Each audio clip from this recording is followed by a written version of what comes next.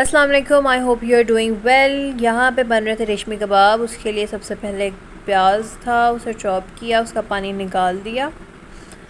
उसके बाद चिकन को चॉप किया, उसका कीमा बनाया।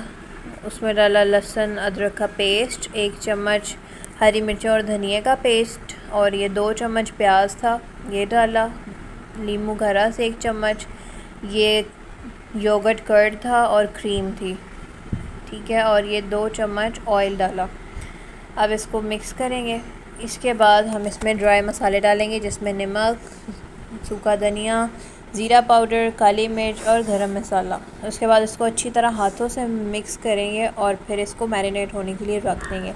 मैरिनेट होने के बाद हम इसके छोटे छोटे बॉल्स बनाएंगे। बॉल्स बनाने के बाद एक स्टिक लेंगे, कोई भी आपके पास अवेलेबल है, उसके ऊपर कबाब बना लेंगे, ठीक है। उसके बाद हम इसको फ्राई नहीं करेंगे, इसको स्टीम करेंगे ताकि ये मज़ीद हेल्दी रहे और आप किसी बीमार को भी ये दे सकते हैं। उसके बाद स्टीम होने के बाद हम इसको मक्खन में, बटर में थोड़ा सा सौटे करेंगे ताकि इस पर कलर आ जाए ब्राउन थोड़ा थोड़ा।